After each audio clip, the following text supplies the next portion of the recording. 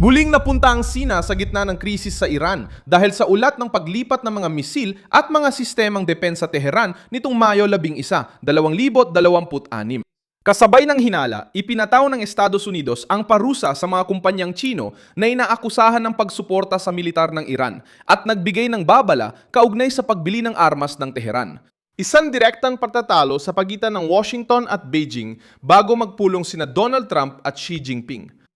Simple pero mabigat ang paratang. Habang bumabangon ng Iran mula sa mga pag-atake sa digmaan laban sa Israel at Estados Unidos, lumilitaw ang Beijing bilang posibleng pinagmumulan ng dagdag na lakas militar, sensitibong teknolohiya at suporta para mapanatili ang diktadurang Iranian.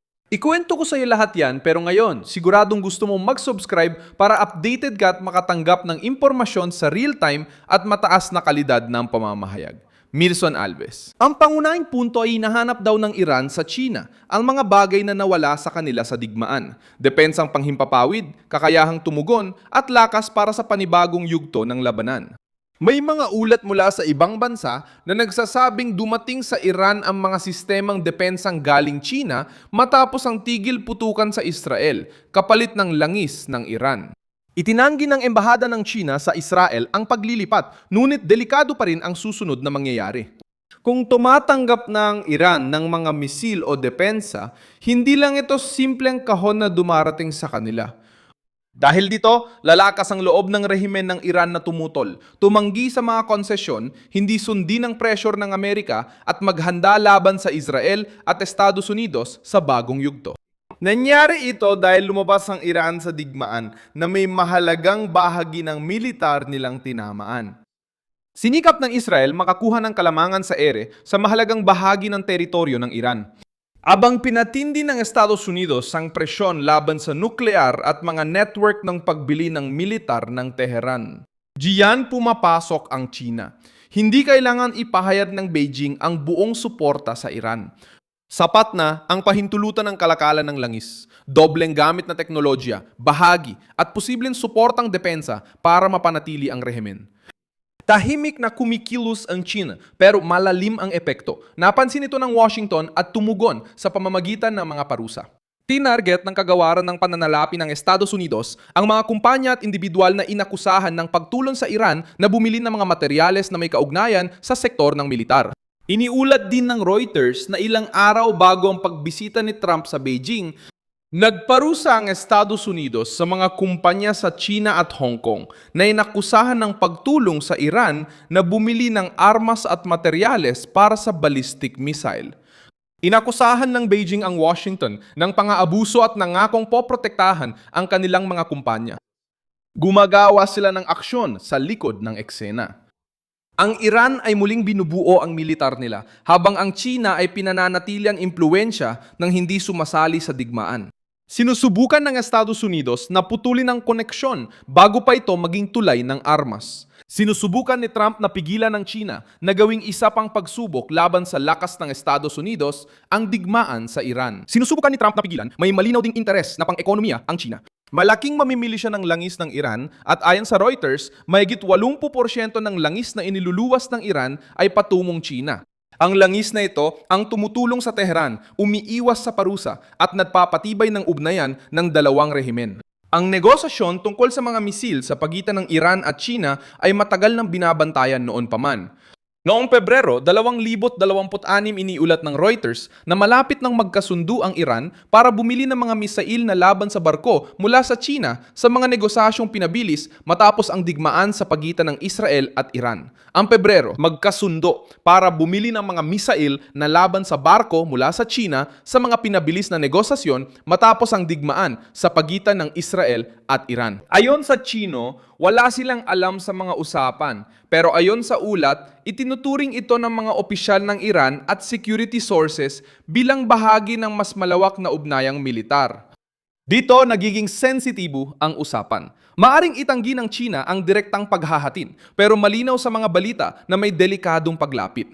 Hindi lang ito tungkol sa missile. Langhis bangko kumpanyang tagapamagitan, satellite pyesa, depensang panghimpapawid, rutang pangkalakalan at diplomatikong proteksyon. Isa itong network. At kapag nabuo ang ganitong network sa paligid ng Iran, nagkakaroon ng oras ang rehimen ng mga ayatollah para mabuhay at muling presyurin ang reyon.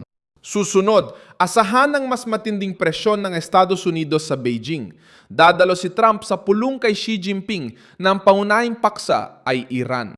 Gustong Washington na tulungan ng China sa pagbubukas ng rutang pandagat, bawasan ang suportang pang-ekonomiya sa Iran at itigil ang pagtanggap sa mga kumpanyang sinasabing nagpapalakas sa militar ng Iran.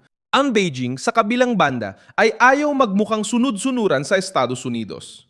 Ipinapakita ng China na tagapagtanggol ng kapayapaan pero pinangangalagaan lang nito ang sariling interes, murang langis at posisyon laban sa presensya ng Amerika sa gitnang silangan.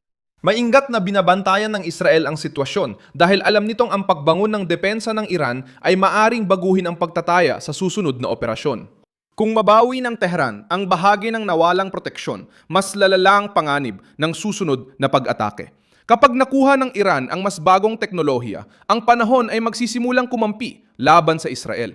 Ipinapakita ng kasaysayan na matagal na ang ugnayang militar ng China at Iran. Noong dekada 80 sa panahon ng digmaan ng Iran at Iraq, naging mahalagang pinagkukunan ng armas ang China para sa Tehran sa panahong ang Iran ay nakahiwalay at naghahanap ng anumang paraan upang mapanatili ang kanilang kakayahang lumaban. Ipinapakita ng mga pag-aaral sa estratehiya na bigay ang Beijing ng mga konbensyonal na armas at teknolohiyang militar sa Iran noon, kabilang ang mga misil na nagpalala ng tensyon sa Golpo. Kapag naipit ang Iran, naghahanap ito ng tagapagtustos sa labas ng kanluraning grupo. Kapag nakita ng China ang pagkakataon na pahinain ang Estados Unidos nang hindi nagpapadala ng mga sundalo, ginagamit nito ang kalakalan, teknolohiya at mga armas bilang instrumento ng kapangyarihan. Gumamit na rin ng parehong lohika nang hindi direktang suporta ang ibang bansa. Ang Rusya ay umasa sa mga pyesa, drone at suporta mula sa labas para ipagpatuloy ang bigmaan laban sa Ukraine. Ang Hilagang Korea ay naging kaalyado ng militar ng Moscow sa labanan na lagpas sa Ukraine bilang simbolo ng pandaigdigang tunggalian. Ang Pakistan sa kasaysayan ay tumanggap ng suporta mula sa China para mabalance ang India. Naganap din ang Saudi Arabia ng missile mula China noon para hindi lang umasa sa Washington. Ang pagkakaiba ngayon ay hindi na lamang kaalyado ng Beijing ang Iran. Ito ang sentro ng isang lantad na krisis kasamang Israel at Estados Unidos na may mga regional na milisya, langis, mga rutang pandagat at programang nuklear na sabay-sabay na pinag-uusapan. Malinaw ang lumalakas na pananaw.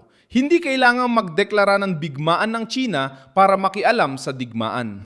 Maaari siyang maglipat ng teknolohiya, formal na itanggi, bumili ng langis mula sa Iran, protektahan ang mga kumpanyang inaakusahan, batikusin ang mga parusang ipinataw ng Amerika at bigyang laya si Tehran na makahinga. Ang Iran naman, ginagamit ang bawat pagkakataon para muling buin ang depensa, patigasin ang pananalita at magpalipas ng oras. At dito nagiging kagyat ang sitwasyon. Kung totoo ang mga ulat tungkol sa mga missile ng China, hindi lang nantatanggol ang rehimen ng Iran. Naghanda rin itong tumutol sa panibagong pressure mula sa Amerika at Israel.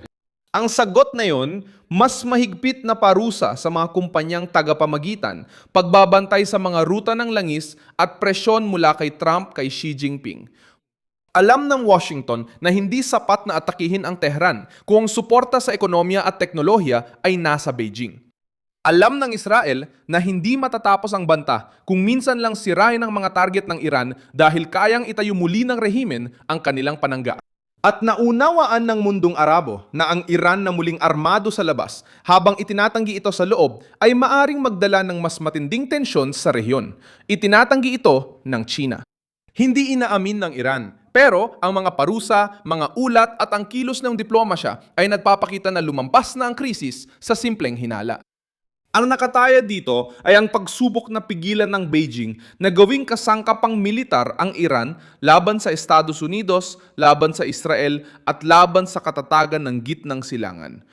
Kung pipilitin ni Trump si Xi at putulin ang rutang ito, mawawalan ng lakas ang Tehran. Kung patuloy na magbubukas ng espasyo ang Beijing para sa Iran, maaring magsimula ang susunod na krisis hindi lang sa Tehran, kundi sa anino ng alyansang gustong itanggi at kumilos ng lihim. Ako si Milson Alves, internacionalista, at layunin kong bigyan ka ng totoo at araw-araw na balita. Nasa video description ang mga news link. I-like ang video, mag-subscribe at basahin ang mga komento para maging mas aktibo sa komunidad ni Milson Alves.